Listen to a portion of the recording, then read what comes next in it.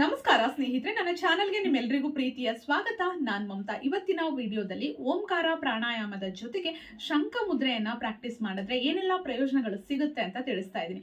ತುಂಬಾನೇ ಉಪಯೋಗಕಾರಿ. ಎಲ್ಲರೂ ಇದನ್ನ ಫಾಲೋ ಮಾಡಿ, ಖಂಡಿತ ಒಳ್ಳೆ ಒಂದು ರಿಸಲ್ಟ್ ಸಿಗುತ್ತೆ.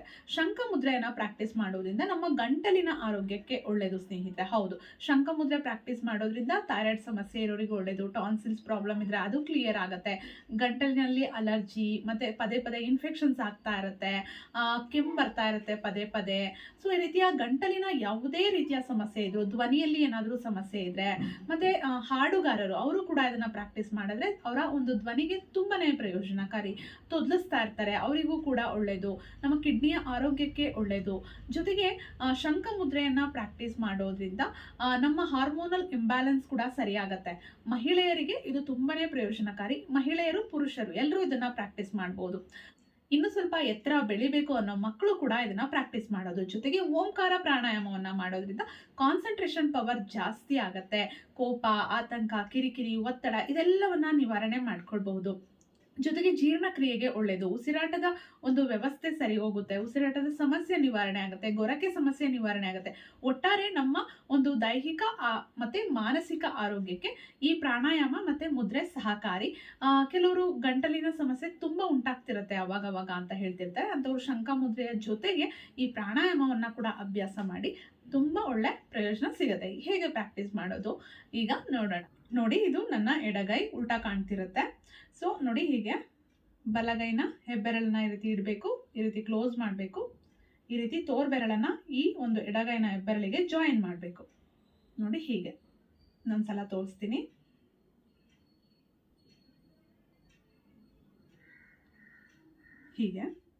ಹೀಗೂ ಮಾಡ್ಬೋದು. ಈ ಕೈ ಮೇಲೇನೆ ಇಟ್ಟು ಮಾಡಬೇಕು ಅಂತ ಏನಿಲ್ಲ. ಬಲಗೈ ಮೇಲೆ ಎಡಗೈನ ಇಟ್ಟು ಕೂಡ ಪ್ರಾಕ್ಟೀಸ್ ಮಾಡಬಹುದು.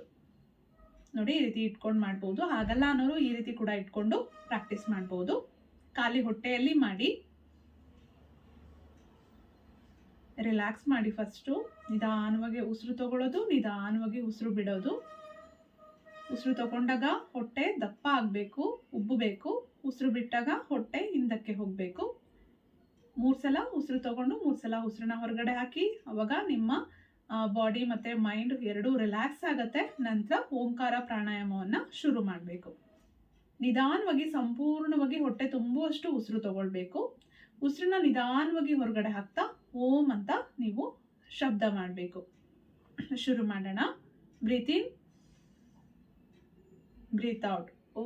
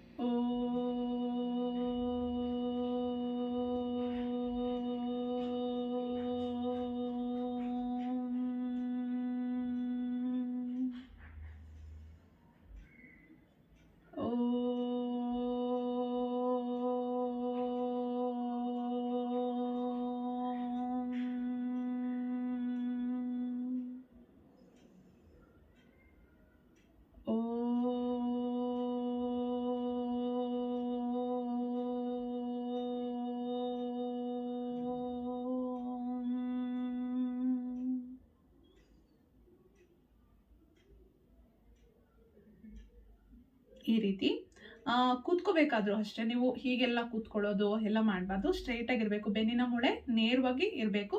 ಮುದ್ರೆಯನ್ನು ಅಷ್ಟೇ ತುಂಬಾ ಟೈಟಾಗಿ ಹಿಡ್ಕೊಂಡು ಕೂತ್ಕೋಬಾರ್ದು. ಆರಾಮಾಗಿರ್ಬೇಕು. ಮತ್ತೆ ಮುಖವನ್ನ ಗಂಟು ಹಾಕೊಂಡೆಲ್ಲ ಕೂತ್ಕೋಬಾರ್ದು. ಆರಾಮಾಗಿ ರಿಲ್ಯಾಕ್ಸ್ ಆಗಿ ಕೂತ್ಕೊಂಡು ಪ್ರಾಕ್ಟೀಸ್ ಮಾಡಿದ್ರೆ ಮಾತ್ರ ನಿಮ್ಗೆ ಅದರಿಂದ ಬೆನಿಫಿಟ್ ಸಿಗುತ್ತೆ. ಎಲ್ಲರೂ ಪ್ರಾಕ್ಟೀಸ್ ಮಾಡ್ಬೋದು. ಮಕ್ಕಳು ಕೈಲಿ ಪ್ರಾಕ್ಟೀಸ್ ಮಾಡ್ತೀರಾ ಅಂದ್ರೆ 7 ಇಯರ್ಸ್ ಆದ್ಮೇಲೆ ಪ್ರಾಕ್ಟೀಸ್ ಮಾಡಿ. ಯಾಕೆಂದ್ರೆ ಇಲ್ಲಾಂದ್ರೆ ಅವ್ರಿಗೆ ಗೊತ್ತಾಗೋದಿಲ್ಲ ಉಸಿರು ತಗೊಳ್ಳೋದು ಬಿಡೋದು.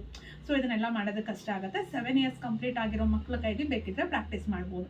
ಹೊಟ್ಟೆ ತುಂಬುವಷ್ಟು ಉಸಿರನ್ನ ತಗೊಳ್ಳಿ. ನಿಧಾನವಾಗಿ ಉಸಿರನ್ನ ಹೊರಗಡೆ ಹಾಕ್ತಾ ಓಂಕಾರವನ್ನ ನೀವು ಮಾಡ್ಬೇಕಾಗತ್ತೆ. ಓಂ ಅಂತ ಶಬ್ದವನ್ನ ಸಂಪೂರ್ಣ ಉಸಿರು ಹೊರಗಡೆ ಹೋಗೋವರೆಗೂ ಮಾಡಬೇಕು. ಮತ್ತೆ ಉಸಿರು ತಗೋಬೇಕು. ಮತ್ತೆ ರಿಪೀಟ್ ಹಾಗೆ ಪ್ರಾಕ್ಟೀಸ್ ಮಾಡಿ.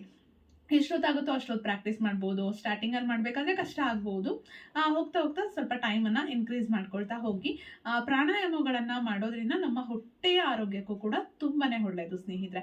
ಬರೀ ನಮ್ಮ ಉಸಿರಾಟ ಕ್ರಿಯೆಯನ್ನು ಇದು ಸರಾಗ ಮಾಡೋದಷ್ಟೇ ಅಲ್ಲ, ನಮ್ಮ ಲಂಗ್ಸಿಗೆ ಮಾತ್ರ ಒಳ್ಳೆಯದಲ್ಲ, ನಮ್ಮ ಹೊಟ್ಟೆಯ ಆರೋಗ್ಯಕ್ಕೂ ತುಂಬಾ ಒಳ್ಳೆಯದು. ಡೈಜೆಷನ್ ಚೆನ್ನಾಗಾಗುತ್ತೆ, ಆ್ಯಸಿಡ್ ರಿಫ್ಲೆಕ್ಸ್ ಅಂತಹ ಸಮಸ್ಯೆ ನಿವಾರಣೆ ಆಗುತ್ತೆ. ಎಷ್ಟೊಂದು ಸಲ ನಮಗೆ ಟೆನ್ಷನ್ ಇರ್ಬೋದು, ಸ್ಟ್ರೆಸ್ ಇರ್ಬೋದು, ಹೊಟ್ಟೆಯಿಂದನೇ ಶುರುವಾಗ್ತಾ ಇರುತ್ತೆ. ಹೊಟ್ಟೆಯಲ್ಲಿ ತಳಮಳ ಆದರೆ ತುಂಬ ಆತಂಕ ಭಯ ಆಗ್ತಿರುತ್ತೆ, ಅಥವಾ ತುಂಬಾ ಆತಂಕ ಭಯ ಆದ್ರೂ ಕೂಡ ಅದು ಹೊಟ್ಟೆಯ ಮೇಲೆ ಒತ್ತಡವನ್ನ ಬೀರ್ತಾ ಇರುತ್ತೆ. ಹಾಗಾಗಿ ಹೊಟ್ಟೆಯ ಆರೋಗ್ಯ ಕೂಡ ತುಂಬಾನೇ ಮುಖ್ಯ ನಮ್ಗೆ. ಓಂಕಾರ ಪ್ರಾಣಾಯಾಮವನ್ನ ಪ್ರಾಕ್ಟೀಸ್ ಮಾಡೋದ್ರಿಂದ ಹೊಟ್ಟೆಯ ಆರೋಗ್ಯ ಕೂಡ ಚೆನ್ನಾಗಿರುತ್ತೆ. ತುಂಬಾ ಜನ ಹೊಟ್ಟೆ ಏನ್ ಮಾಡಿದ್ರು ಕರಗ್ತಾ ಇಲ್ಲ, ಹೊಟ್ಟೆ ಸಣ್ಣ ಆಗ್ಬೇಕು ಅನ್ನೋರಿಗೂ ಕೂಡ ಹೆಲ್ಪ್ ಆಗುತ್ತೆ. ಒಂದೇ ಸಲ ಅಂದ್ರೆ ಬೇಗ ರಿಸಲ್ಟ್ ಗೊತ್ತಾಗೋದಿಲ್ಲ. ಅದು ನೀವು ಪ್ರತಿದಿನ ಪ್ರಾಕ್ಟೀಸ್ ಮಾಡ್ತಾ ಹೋದ್ರೆ ನಿಮ್ಮ ಹೊಟ್ಟೆಯ ಭಾಗದ ಬೊಜ್ಜು ಕರಗುತ್ತೆ, ಹೊಟ್ಟೆಯ ಭಾಗನೂ ಕೂಡ ಸಣ್ಣ ಆಗುತ್ತೆ. ಸ್ನೇಹಿತರೆ, ವಿಡಿಯೋ ಇಷ್ಟ ಆಗಿದೆ ಅನ್ಕೊಂಡಿದ್ದೀನಿ. ವಿಡಿಯೋ ಇಷ್ಟ ಆಗಿದ್ರೆ ವಿಡಿಯೋನ ಲೈಕ್ ಮಾಡಿ, ಶೇರ್ ಮಾಡಿ, ಅನಿಸಿಕೆ ಅಭಿಪ್ರಾಯಗಳನ್ನ ದಯವಿಟ್ಟು ಕಮೆಂಟ್ ಬಾಕ್ಸ್ ಅಲ್ಲಿ ಕಮೆಂಟ್ ಮಾಡಿ ತಿಳಿಸಿ. ಮತ್ತೆ ಭೇಟಿಯಾಗೋಣ. Thank you.